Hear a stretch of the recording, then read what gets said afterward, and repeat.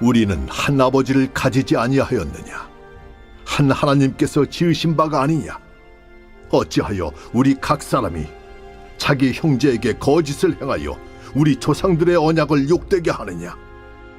유다는 거짓을 행하였고 이스라엘과 예루살렘 중에서는 가증한 일을 행하였으며, 유다는 여호와께서 사랑하시는 그 성결을 욕되게 하여 이방신의 딸과 결혼하였으니, 이 일을 행하는 사람에게 속한 자는 깨는 자나 응답하는 자는 물론이요 만군의 여호와께 제사를 드리는 자도 여호와께서 야곱의 장막 가운데서 끊어버리시리라.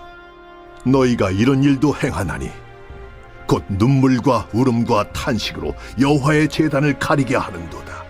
그러므로 여호와께서 다시는 너희의 보호물을 돌아보지도 아니하시며 그것을 너희 손에서 기꺼이 받지도 아니하시거늘 너희는 이르기를 어찌 됨이니까 하는도다. 이는 너와 내가 어려서 맞이한 아내 사이에 여호와께서 증인이 되시기 때문이라. 그는 내 짝이요 너와 서약한 아내로 돼 내가 그에게 거짓을 행하였도다. 그에게는 영이 충만하였으나 오직 하나를 만들지 아니하셨느냐? 어찌하여 하나만 만드셨느냐? 이는 경건한 자손을 얻고자 하심이라. 그러므로 내 심령을 삼가 지켜 어려서 맞이한 아내에게 거짓을 행하지 말지니라. 이스라엘의 하나님 여호와가 이르노니, 나는 이혼하는 것과 옷으로 학대를 가리는 자를 미워하노라. 만군의 여호와의 말이니라. 그러므로 너희 심령을 삼가 지켜 거짓을 행하지 말지니라. 오늘은 언약의 관계를 지켜야 합니다라는 제목으로 하나님의 말씀을 증거하겠습니다. 계속해서 경고의 말씀이 이어지고 있습니다.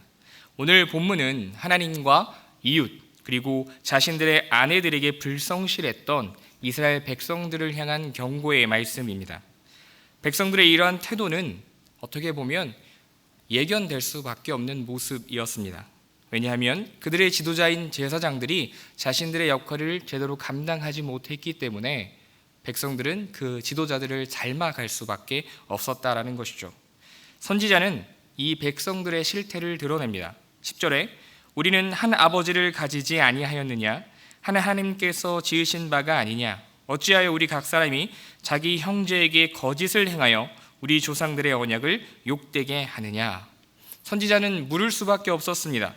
모든 이스라엘은 하나님을 자신의 아버지요 창조주로 고백하는 자들 아닙니까? 그런데 어떻게 형제들에게 거짓을 행하며 조상들의 언약을 욕되게 할 수 있느냐라고 묻고 있는 것이죠.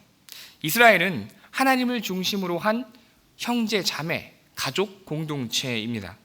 하나님을 아버지라고 부르며 그 안에서 서로를 형제요 자매라 부르는 공동체가 바로 이스라엘이었던 것이죠. 그런데 그런 그들이 하나님과 형제들에게 불성실했던 것입니다.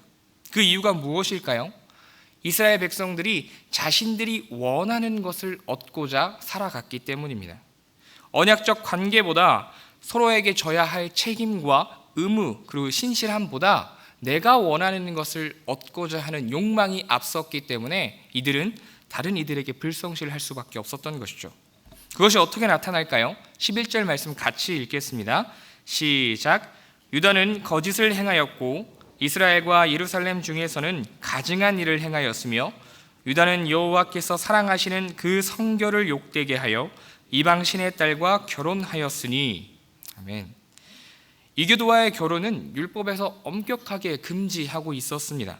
왜냐하면 여러분들 잘 아시다시피 이교도와의 결혼이 그 이방의 우상 숭배의 문화를 받아들이게 되기 때문이었습니다. 이스라엘 백성들은 너무나 쉽게 이방의 우상 숭배 문화를 받아들이고 하나님을 배신했던 자들이었기 때문에 철저하게 그것을 금지했던 것이죠. 우리가 살펴봤던 대로 느헤미야 역시 이 사실을 잘 알고 있었기에 이 문제를 심각하게 다뤘던 것입니다. 이스라엘 백성들이 왜 그렇다면 이방 여인들과 이교도들과 결혼을 했던 것일까요? 그들의 빼어난 외모 때문이었을까요? 왜 그들이 이방 이교도인들과 결혼했냐면 이제 그들이 돌아왔을 때의 모습을 생각해 보시면 알 수 있습니다. 그들이 이제 포로 귀환을 했습니다.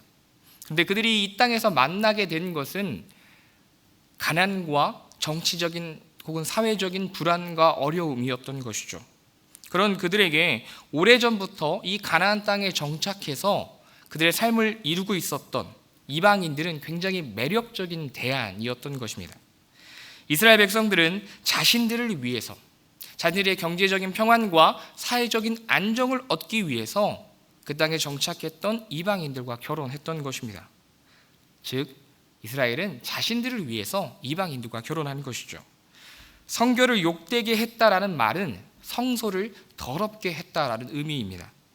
우상 숭배를 받아들인 이스라엘은 결국 그 하나님의 제사 드리는 그 성전을 더럽힐 수밖에 없는 더러운 죄물과 또 우상 숭배로 물든 자신들을 하나님 앞에 내어놓을 수밖에 없었던 것이죠. 그렇기에 하나님께서 이제 그들에게 강력한 경고의 말씀을 하고 계시는 것입니다.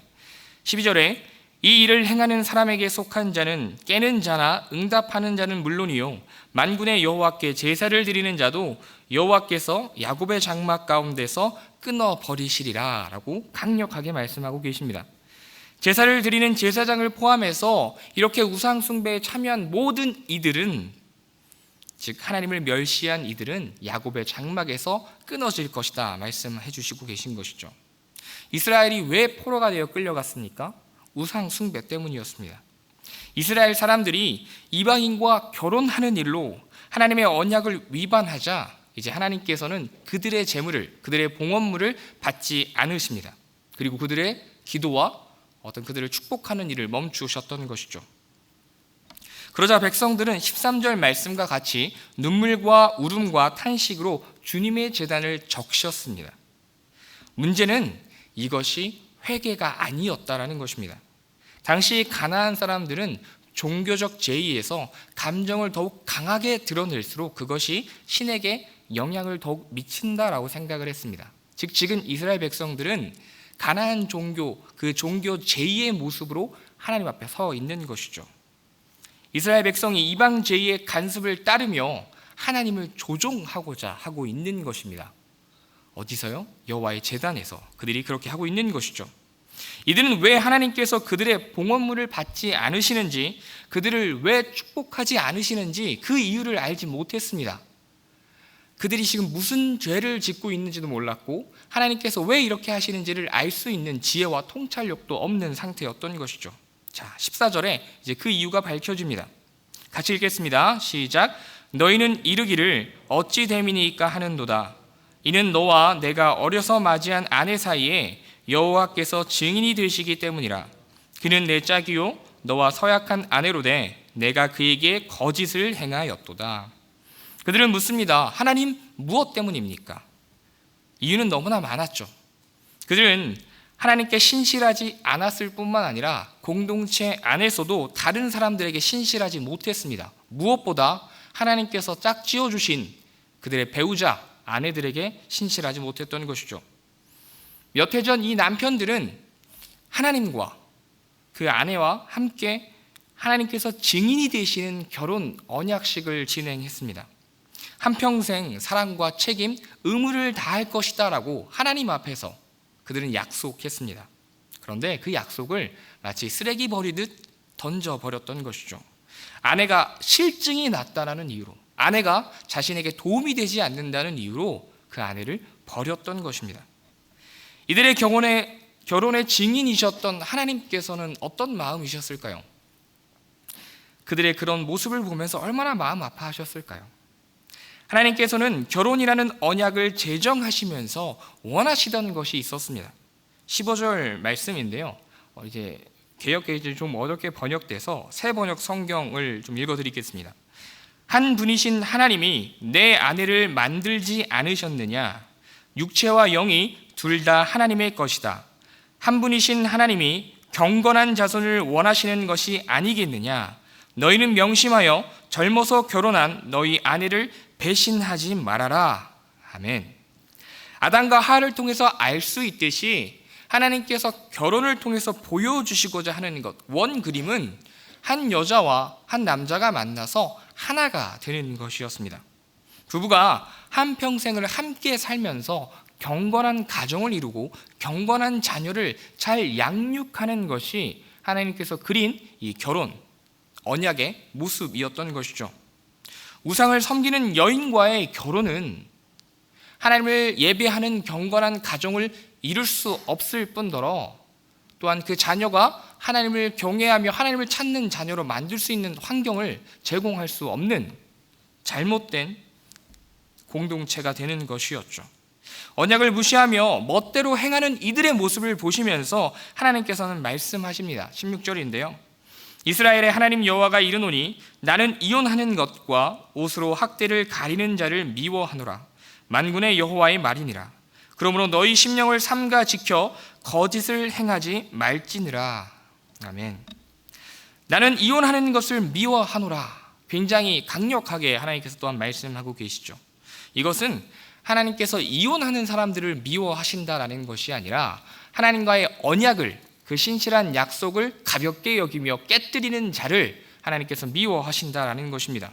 또한 학대로 옷을 가리운다, 이것을 미워하신다라는 의미가 무엇이냐면 고대 풍습 가운데 여인을 옷으로 가리우는 것은 그 여인에게 결혼을 청하는 관습으로 이제 나타나 있는데, 여러분들이 아마 보아스와 룻의 모습을 기억하시면 잘 알 수 있으실 것입니다.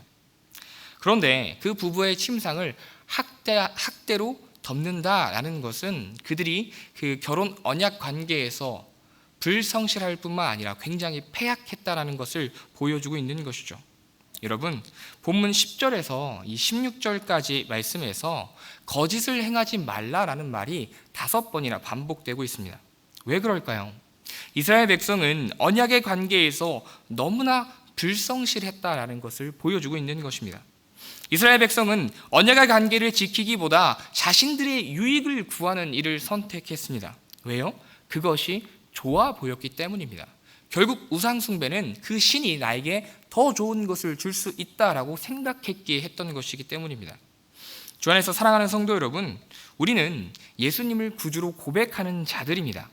한 분 하나님을 아버지라고 부르며 이 공동체에 함께하는 자들에게 서로 형제요 자매라 부르는 가족 공동체이기도 합니다. 이 언약의 관계를 지키기 위해서 우리는 그럼 무엇을 해야 할까요? 모든 관계의 중심에 하나님을 모셔야 한다라는 것을 우리는 꼭 기억해야 합니다. 하나님과의 관계뿐만 아니라 나와 너의 관계에서도 하나님이 계시도록 해야 한다라는 것이죠.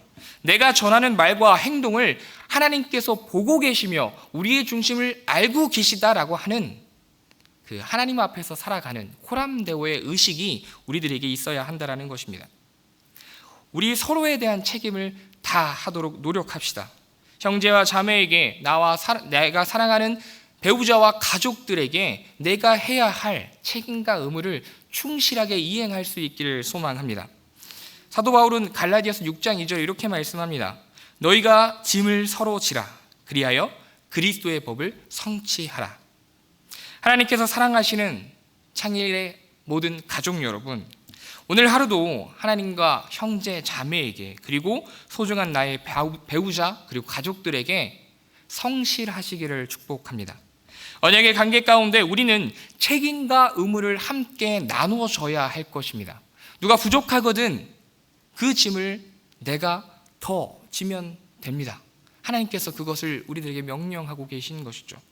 자신의 유익이 아니라 서로의 유익을 구하며 또한 오늘 하루 맡겨진 자리에서 충실할 것을 하나님께서 오늘 우리들에게 말씀하고 계신 것이죠. 오늘 하루도 주어진 자리에서 그 언약의 관계 가운데서 하나님께서 허락하신 모든 것을 지키기 위해 애쓰는 저와 여러분이 되기를 간절히 축복합니다. 말씀을 생각하며 다 함께 기도하겠습니다. 오늘 하루도 우리를 선택하시고 사랑하셔서 언약의 관계를 허락하여 주신 그 은혜를 기억하게 하시고 하나님과 형제와 자매 그리고 귀한 가족들에게 신실한 우리가 되게 해달라고, 또한 귀한 다음 세대를 살리는 여름 사역이 되게 하시고 헬로우 목장을 통하여 각 목장이 더욱 부흥하고 살아나는 은혜를 더하여 달라고 주님의 이름을 부르고 기도하겠습니다.